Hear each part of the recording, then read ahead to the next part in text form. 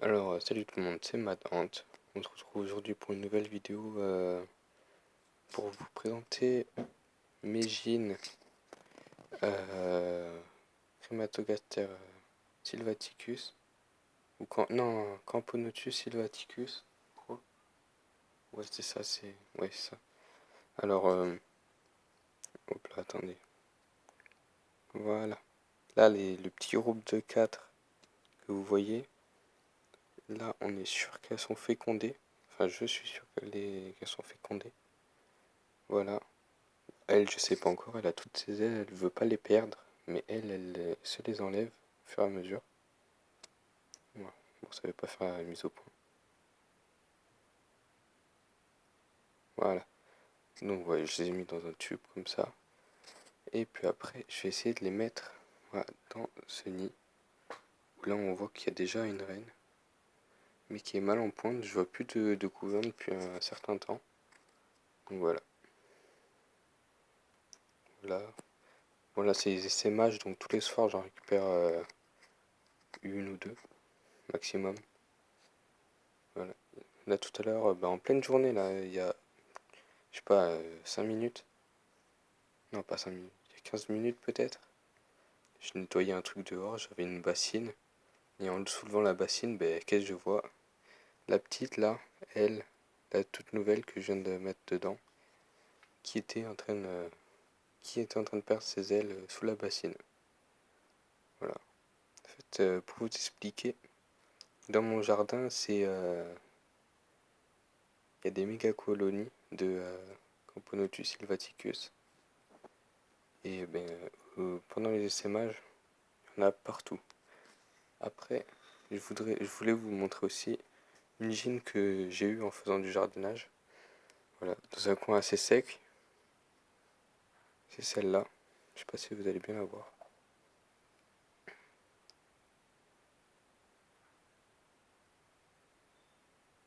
Voilà. Celle-là, j'ai mis un coup de pelle. Bon, pas violent hein, quand même. Je savais qu'il y avait une colonie de Lasius Niger à côté. J'ai mis un petit coup de pelle. Et elle est sortie comme ça toute seule par elle-même. En sentant les vibrations. Donc j'essaie de l'identifier. Je pense un peu que c'est une Messor, je sais pas encore quoi. Voilà, voilà. Et celle où je suis plus étonné, c'est celle-là, c'est Jean. Donc franchement, elles acceptent plutôt bien la polygénie. Voilà, même à plusieurs jours d'intervalle, vu qu'à la base c'est celle-là et celle-là là, au bout. Les deux premières que j'ai récupérées dans ma piscine, elles étaient en train de se noyer après un orage. Puis après là, ces deux-là qui sont voilà, qui se nettoient les antennes peut-être. Je les ai chopés par terre. Bon, après, je sais pas si vous allez voir, là. Ici, c'est une autre gine de cette espèce. Voilà, de celle-là, que j'ai chopé hier soir, mais qui est morte, je sais pas pourquoi. Donc voilà. Malgré les nombreux jours d'écart entre leurs captures, voilà, elles s'acceptent plutôt bien. Et elles vont pas tarder à faire des œufs, je pense. Voilà. Après, celle-là, je crois qu'elle a fait des œufs. Bon, vous allez pas réussir à voir, hein. Je sais pas où c'est. Attendez, je regarde mieux. Non, on les verra pas. On voit des ronds un peu dans le coton. Je pense qu'elle a déjà fait ses œufs. Donc voilà, bon, ma prochaine vidéo, ça sera sur, je pense, ça sera sur l'insertion d'une de ces gines, sûrement celle-là. Ça sera un peu la gine test qui ira dans ce nid. Voilà.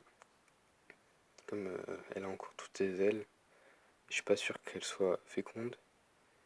Donc voilà, je vais laisser les 4 gines pour sûr ici. Et elle, fière, vu que toujours elle est à l'écart. J'ai remarqué que toujours elle est un peu à l'écart. Elle vient boire de temps en temps dans le coton, mais elle repart directement. Donc elles ne se sont pas il l'accepte pas trop. Voilà. Donc je pense que elle est pas féconde. Elle a pas été fécondée.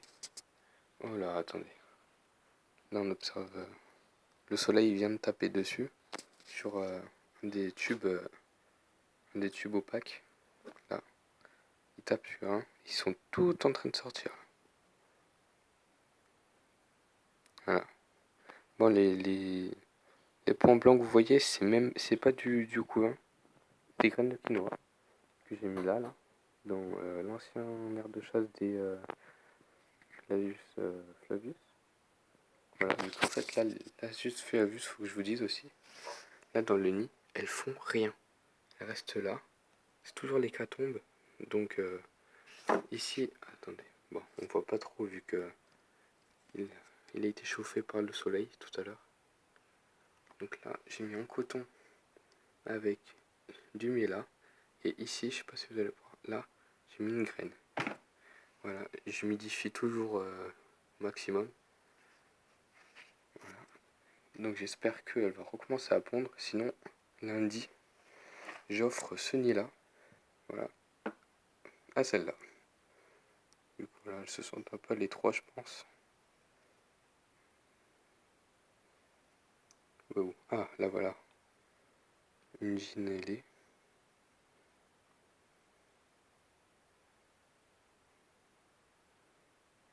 Voilà. Elles aiment pas trop le soleil. Hein.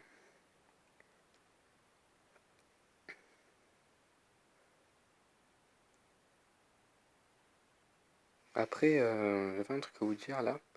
Celle-là, je vais refroidir les deux bacs. Vu qu'elles sont en train de faire des galeries dedans. J'ai remarqué, elles s'installent. J'ai vu des. J'ai soulevé un bac tout à l'heure. Et le deuxième, un par un. Et j'ai remarqué qu'en dessous, eh ben, il y avait des galeries où la reine aurait pu s'introduire et s'installer.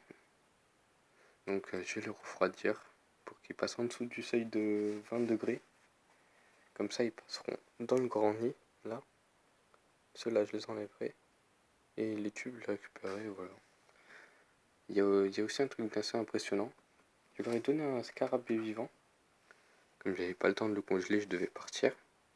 Et que venaient juste de faire leur. Elles venaient juste de faire leur. De commencer leur déménagement.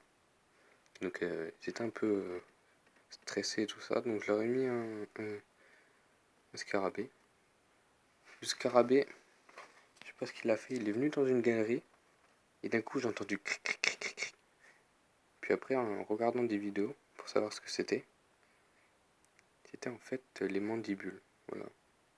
Pour vous dire à quel point cette espèce, quand elle mord, enfin pas celle-là, hein, celle que je vous parle, qui est en train de déménager. Voilà. Quand elle mord, bah, ça fait tellement de bruit qu'on l'entend. Ah, même à travers du plâtre et du plastique, on entend quand même assez fort. Je me demandais c'était quoi. Non, en fait, bah, c'était leur mandibule. Qu'est-ce qu'elles font là? Bon, je vais vous laisser sur ces images d'une colonie stressée par le soleil. Vite recouvrir ces tubes. Voilà. Tac.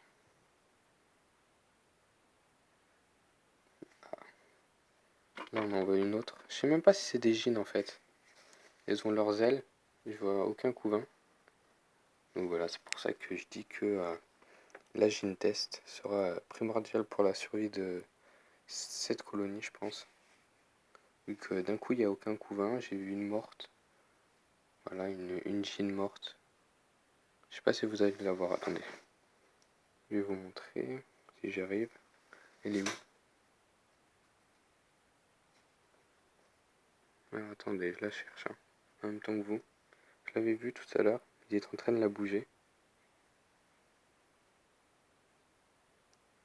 Ah oui. Bon là, je peux pas trop. Je vais vous montrer plus tard. Faut que je l'enlève. Mais là, dans leur dépotoir, il y a une gine de cette espèce que j'ai retrouvée morte. Voilà, je sais pas pourquoi elle est morte, je sais pas d'où, ni date ni d'Ève, pourquoi elle est morte. Mais elle est morte. Donc voilà. Putain, c'est quand même une colonie assez nombreuse, hein.